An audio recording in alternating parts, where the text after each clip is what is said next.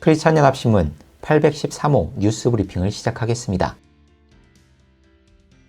기독교 정신으로 설립된 사립대학교의 채플에 대해 국가인권위원회가 종교의 자유 침해라고 밝혀 비판이 거셉니다. 광주보건대학교의 한 학생이 채플 의무에 대해 문제를 제기하자 국가인권위원회가 대체 과목을 신설하라고 권고한 것입니다.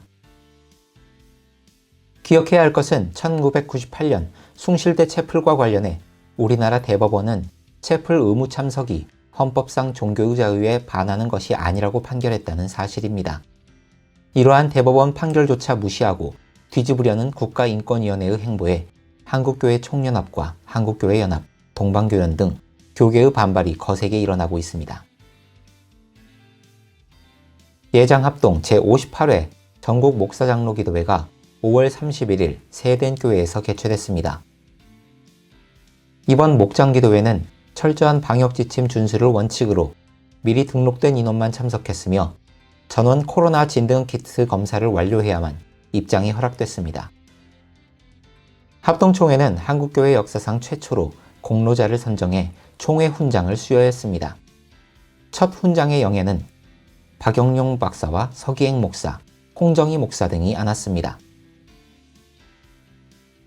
특히 이번 목장기도회에서는 개혁 보수 신학을 지키기 위해 몸부림쳤던 합동총회의 격동의 역사를 담은 갈라 콘서트 불의 연대기가 상연되어 기립박수를 받았습니다. 대한성서공회가 5월 25일 제135회 정기이사회를 개최하고 이사장에 이정익 목사를 선임했습니다.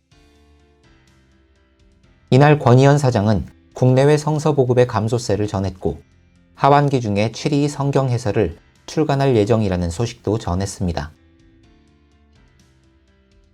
한편 2012년 시작된 새 한글 성경 번역이 지난 4월 말 기준으로 기초 번역과 1차 번역 검토가 완료된 것으로 보고됐습니다. 이에 따라 오는 하반기 중에는 새 한글 성경 신약과 시편이 출판되고 온라인으로 제공될 예정입니다. 출산율은 갈수록 하락하는 반면 이혼율은 증가하고 있죠. 할렐루야 교회 가정사역 온라인 공개 특강이 5월 30일 시작됐습니다. 첫 시간에는 할렐루야 상담센터 최명균 박사가 위기의 부부를 주제로 강의했습니다. 최 박사는 부부 사이에 가장 빈번하게 발생하는 갈등은 투사적 동일시와 원시적 방어 기제로 인한 것이라며 원인을 알고 갈등을 해결해 나가기 위해 부부가 상담을 받을 것을 강권했습니다.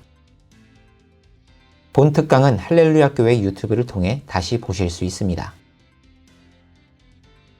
사랑제일교회 정광훈 목사가 가칭 국민혁명당 창당을 선언했습니다. 전 목사는 여의도의 우파 정당들은 제 역할을 하지 못하고 있다고 주장하면서 20대 대통령 후보 지명권을 애국 국민들이 행사하게 할 것이라고 창당의 취지를 밝혔습니다.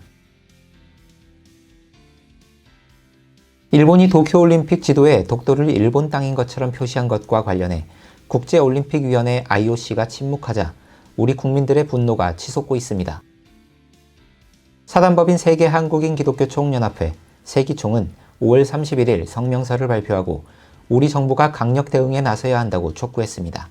세기총은 정부가 더 이상 일본의 독도를 향한 야욕에 묵인으로 일관해서는 안 된다며 정부가 직접 나서 이 문제에 대해 명확한 답변을 받아내야 한다고 강조했습니다. 이상 크리스찬연합신문 813호 뉴스 브리핑을 마치겠습니다.